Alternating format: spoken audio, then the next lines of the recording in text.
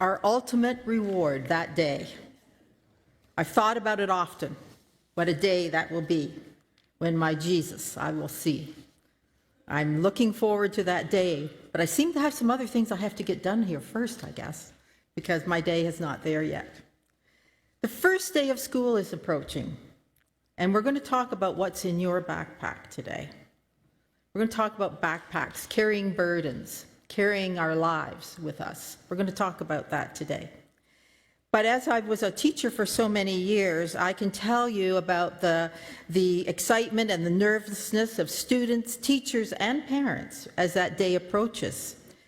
And teachers will understand this, and probably parents too. The first day, there they all are, lined up outside, their hair's combed, they've got their new shoes on, they got their backpacks, they're ready for school. The week before, all the teachers are in, we're putting up our bulletin boards, we're counting the pencils, and our supplies, we're sharpening our pencils so there's not someone up there going forever the first day. We're making our seating, you know what I mean, we're making our seating plans and we're going over our class lists. And we look out there and we think, hey, things are good. The wheels on the bus go round and round. We're all happy. We're going in. We're going to do it. We're going to learn this year. And boy, those government tests are not going to get us down. We're going to be victorious. In 48 hours, the wheels are off the bus. Nobody can find their backpack. Nobody can find their shoes. You know that Walmart commercial that says, get an extra pair of pants because this boy's going to lose his pants at school? That's true. They do lose their pants at school, and their underwear, and their backpacks. And so the first day, there's a healthy lunch, there's a snack, there's a clean water bottle. Everything's going well. But then life happens. Things happen. Parents are working and they're really busy. There's colds, there's head lice, there's triumphs and there's defeats. And you can only find in the backpack that crunched up library book that should be returned covered with the water from the water bottle, and you're trying to explain to the librarian how that happened, and all things wheels come off and somehow you get through it. I'm going to tell you a funny story of one of the funniest things that ever came out of a boy's backpack in my class. By the way, if you have children or grandchildren and they're having show and tell, be sure to check the backpacks because you don't know what's coming in. And some things can be embarrassing, really embarrassing, what comes in. And so this boy, he had something all crunched up in his backpack, and it was all kind of, there was tissue paper all around it, and it was crunched up. And he came and he said, Mrs. Levis, I have something for you. And it was around Christmas time. And sometimes kids bring you, dollar store gifts and things like that. He was very excited about this gift. So he said, here, Mrs. Levis, this is for you. And I opened it up, and it was a dirty coffee cup with the coffee still in it. And I said, well, that's great. I said, and it even has coffee. But I've already had my coffee. But I said, wow, that's really great. I said, how'd you come by this? He said, well, my dad was eating breakfast this morning. And I said, I really want something for my teacher. And he said, here, give her this. Never thinking he would give it to me. So I'm sure that father, if he found out that that's what I got for my Christmas present, maybe that's why he never showed up at parent interviews. I don't know. But on a more serious note, I want to talk to us today about what we carry around in our backpacks. And at the beginning of our lives, we get a new backpack, and it's ours, and life begins, and life happens, and so do the burdens we carry. And this is when we know our burdens are heavy. I know you can relate to all this. When we're carrying heavy burdens in our backpack from our lives, we can feel it physically, in our health, in our mental health, in our lack of sleep. Those burdens keep us in a bad physical space. Also emotionally, we feel like giving up. We're confused, and we carry that around with us. And then spiritually, we become confused and we question God's ways in our lives. I'm sure you never have done that, but I have. Why, God? Why did it turn out this way? Why? And that becomes a spiritual dilemma that we have, because those usually can't be answered, can they, until we see Jesus' face. A lot of those things can't be answered. And so we carry them and we ruminate on them, and they become heavy burdens. In Matthew 11:28-30, Jesus said, "Come unto me, all of you who are weary and you carry heavy burdens, and I will give you rest. Take my yoke upon you. Let me teach you, because I'm humble and I'm gentle at heart, and you will find rest for your souls. For my yoke is easy to bear, and the burden I give you is light." So what God and Jesus want to give us is often much easier than we think it is, because he gives it to us, and what he gives to us, he will help us carry. But the things we put in our backpack that we put in ourselves, that's what weighs us down. So Jesus is the giver of peace and rest. We can trust him, and the yoke of God is really his purpose for us. And I've told you before, and those of you who are new here, my husband, who was a minister, and he was a chaplain at the hospital, passed away from pancreatic cancer in 2020, very suddenly. A healthy, strong, non-stressed man, and Elizabeth can attest to that, died of pancreatic cancer. And what a shakeup for me and for my family. But when I got his memorial bench ready down by the grain elevators, I put in his favorite saying, and he said this to myself, he said it to our children, he said it in his messages at our church and in the hospital. You have to listen to God and do what he says. That's the ultimate goal, is to listen and do what he says.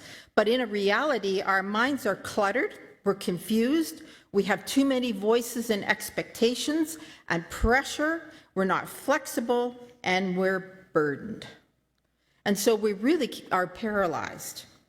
And as a teacher, I would tell my students, and they didn't often do it, but I tell them, go home this weekend and empty out your whole backpack and get rid of what you can't bring back on Monday. Because these kids had come in with just like, a skateboard and all kinds of things in their backpack, but not what they really needed for doing the job.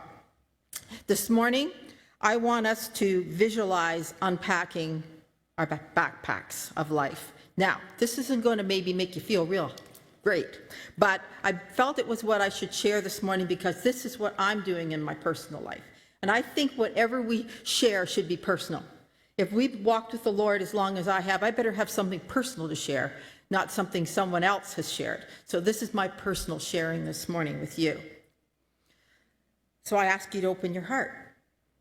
And I hope by the end of this, you'll feel lighter and more free. That's the goal. I have had opportunities to meet with a lot of people. I do an individual Bible study with 2 women. And my friend Elizabeth and I share spiritually, pray together. I have a lot of support. And I also went to the cottage with 3 women for 3 days this past week. So I use them as examples of what they feel they're carrying in their backpacks. What are they carrying in their backpacks that they feel they struggle with? And I'm going to I don't have time to go through these in depth, but I just want you to think about them. And if you want my notes from this to go over on your own, I'd be glad to send them to you. This is not a one-day trick. But one of the things that most people carry, and I know I do, is regrets. Woulda, coulda, shoulda. They go in our minds. I should have. I wish I would have. I could have done that. And with regrets come guilt.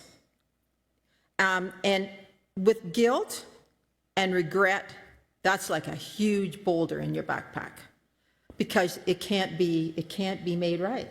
Regrets are regrets. But we're to give those to Jesus, our regrets, and put them behind us, because regrets will cloud your sense of self-worth. And it clouds, I want you to hear this, it clouds your future. Do you hear that? It clouds your future, because you're so much ruminating in what could have been, what should have been, what I wanted to happen. You can't see hope in the future. The other big one, this is really fun, isn't it? Grudges. Grudges. You can't forgive. You hang on to hurts. You want revenge. Don't say you don't. You do. I kind of want revenge. That's what I kind of want. What happens in that kind of burden is it goes round and round in your mind. I can't believe they did that to me. I can't believe this. I can't believe that. It just, again, it's a circle that can't be broken. In the Bible, it says, don't let the root of bitterness grow up because it defiles many. Because if we have bitterness towards anyone, we're going to blurt it out to other people, and you're going to kind of poison the water around all of that.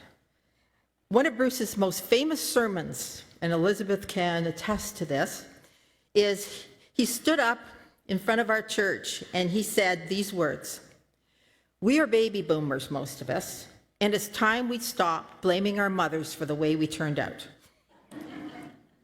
And someone from the back said, "Oh crap." And that's what our church was like. You were allowed to say "oh crap" at our church. But that's true, that you can't be blaming other people. The other thing is jealousy. And it says, in Proverbs says, a heart at peace gives life to the body, but envy rots the bones. Comparison equals frustration. Whatever we compare ourselves to and we don't measure up, that equals frustration. And with frustration comes, what about me? This is unfair. This shouldn't have happened to me. What about me? And that is another burden that is hard to put down because we think we deserve, and yet we compare and we're not thankful for our own lives. And here's the biggest one that these particular ladies that I talked to said to me was their biggest burden. Fear, anxiety, and worry. Those three things. They said, especially, they said, even as you have grandchildren, you think, well, I'm not going to be as anxious about them as I was about my own kids. But you are. You can become worried and fearful and anxious about those things. I looked this up. I didn't know this until I looked it up. That's one thing about during a sermon. You learn a lot of new things. But that God says in the Bible, combining the New and the Old Testament, that he says, do not fear 365 times. One for every day of the year. We're not to be fearful. Do not fear. Don't carry our anxiety. I can tell you about fear and anxiety and worry because that's something I've struggled with. It paralyzes you. It paralyzes you. You almost have a paralysis in your body. It's like fear of flight. You know, you feel like getting out of there. You're so anxious and so worried. And Bruce and I talked about this a lot because he was the opposite of worry or anxious, the opposite. And he says, what do you think you're going to accomplish by sitting there stewing about that? Like, what are you going to accomplish? Nothing. Well, then stop being in that bubble you're in concerning the anxiety and the worry that you have. And then I've come to see, this isn't pretty, that really worry is control. You know, my mother used to, don't blame my mother, but my mother used to say to me, don't do that because I will worry. And when I worry, I can't sleep. So don't go and do that because I will worry. You know, I'm going to worry, so don't do it. And so then comes, oh, I can't worry my mother, so I don't want her not sleep, so I won't do it. So it's that kind of worry that you put on your children or your grandchildren. Oh, that I'm really fearful of you doing that. That spoils what they're going to do, but also it's your control over them. And we have to be careful we don't do that. Isn't this fun so far? Are you enjoying this? There's more. There's more. Isn't this fun? I just love going into the heart, don't you? And just figuring it all out. All right, this is my biggest one. So I'm going to share it from a very personal point of view. Disappointment. Disappointment. Life can be disappointing. Very disappointing. And what happens to me when I'm disappointed, it's hard for me to trust God. Again, it's hard for me to trust people. And I say to God, why did you allow this to happen? When Bruce died, it was a great disappointment. It was a great loss, but it was a great disappointment. We had plans. We had plans to start a ministry with Carson Elizabeth that we had begun. It was called Shiloh Ministries. I'm going to talk a little, sorry, I hope you don't mind, Elizabeth. We had started that, and it was to bring in people to to understand and know the love of God. And so we had plans, and suddenly Bruce is gone. So I still struggle. I'm disappointed. I'm disappointed that I'm here now after we walked together with the Lord all those years, and we worked and we saved to retire, and the things that we had planned to do at this stage in our 70s, we're not going to be able to do. So how do you deal with disappointment? Well, you have to give it to God. There's two ways of looking at disappointment. It either takes you to God or you give up. You think, you know what, God, I made coffee for church for 99 years. And, you know, I prayed and I read the Bible and I did my best, and I'm really disappointed with this last leg. But you know what I've come to find? That Jesus is there with us in our disappointment because he was disappointed. He understands disappointment.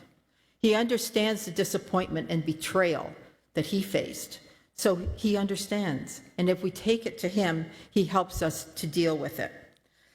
One of the things that happens, and those of you who have experienced grief of a love, it can be a divorce, it can be a betrayal, it can be the loss of a child. There's all kinds of things that happened. You never know when it's going to hit you. And it often doesn't hit you in a place where you want to be publicly, but sometimes it just does. And I was coming home from a friend's place, and I was driving back to my condo, drove past our old house, and I thought, oh, I'm so disappointed. I'm so disappointed, God. And then I started to cry in the car. I mean, and if you've been with someone who has been grieving or have done it yourself, it's a different kind of crying. It's like it's a guttural cry. It's a whole body experience. And so I thought, well, I'm all by myself. I'm not in public. I'm just going to let her rip. And I did in the car, and I yelled at God, and I told him what I thought, and he didn't judge me for that. I said, you know, I just don't know what's going on. I just can't understand it. So I was really upset.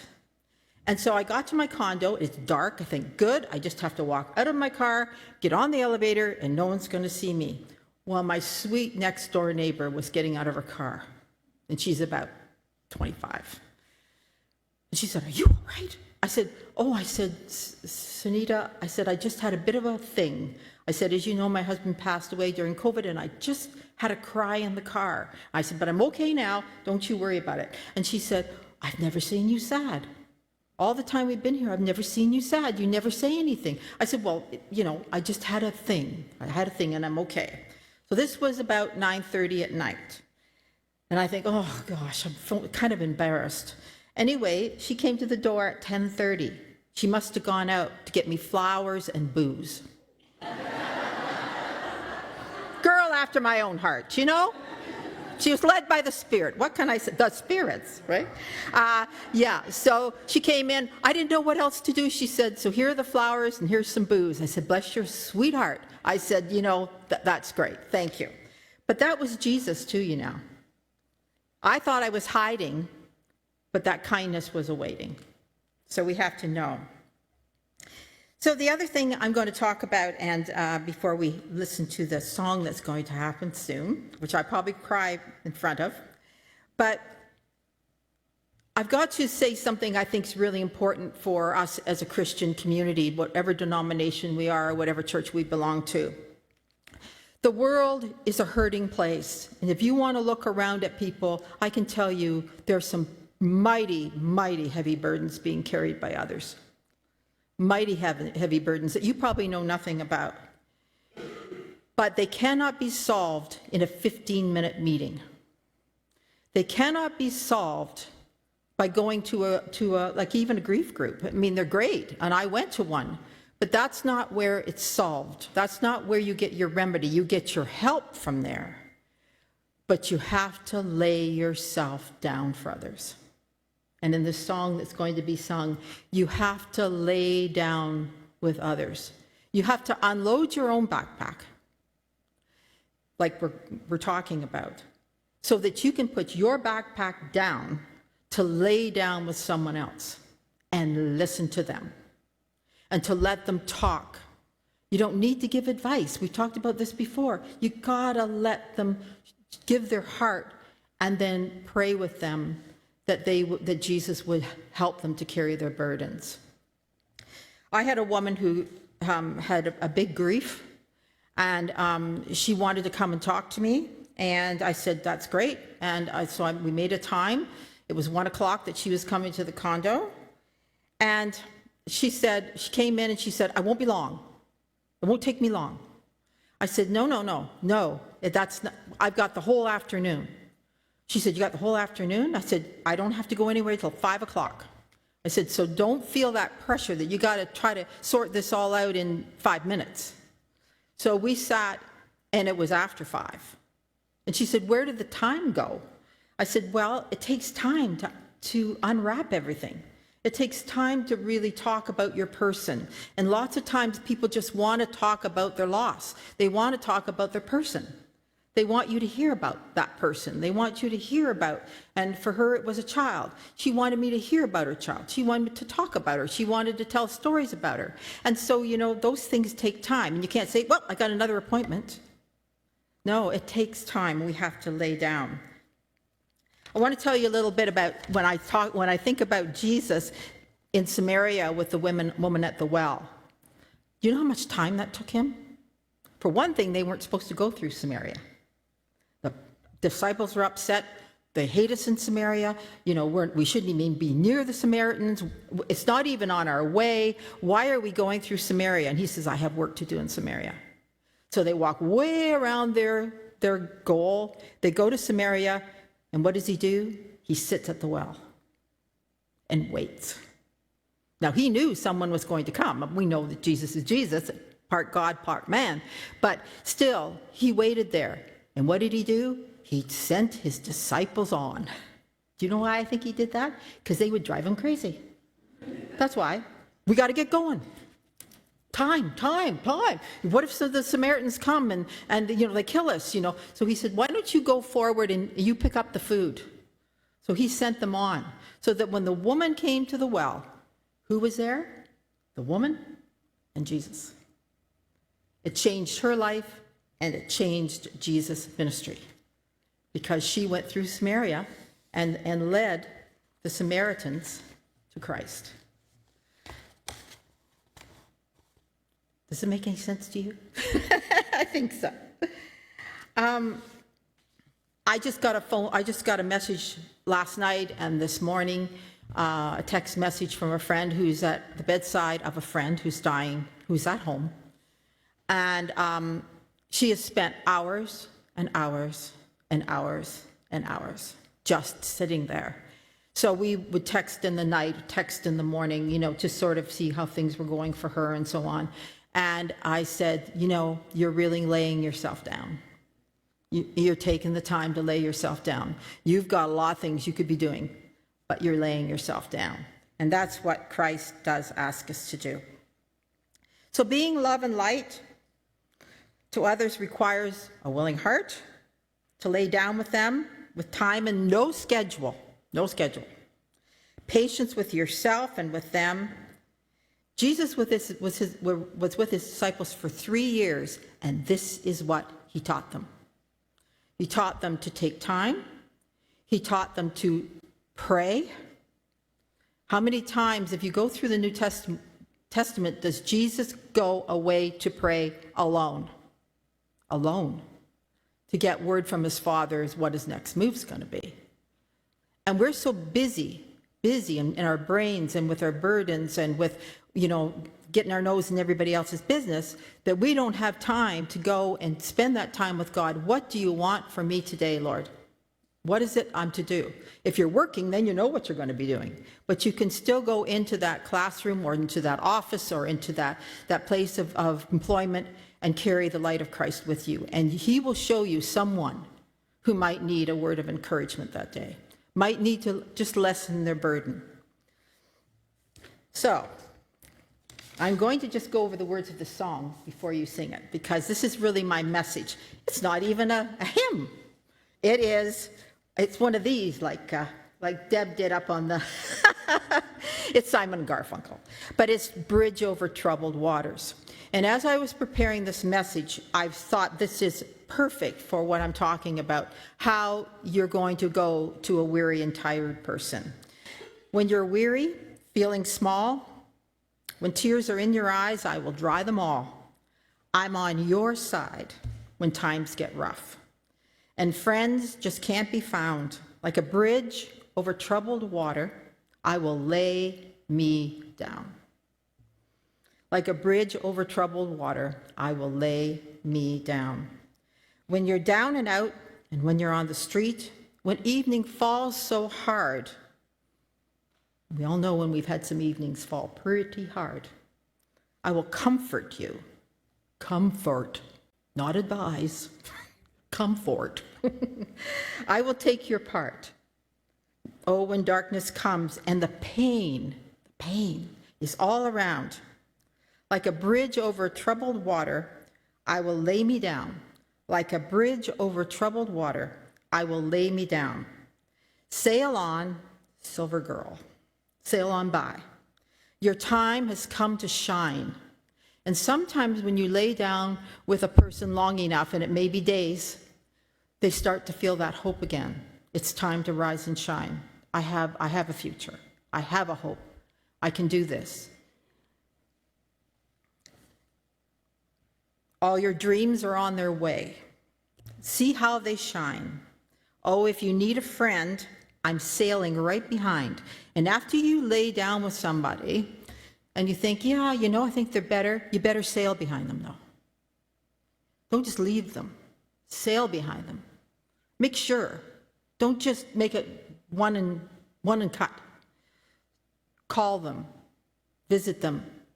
Send them a memento, something, so they know you're sailing behind. Like a bridge over troubled water, I will ease your mind.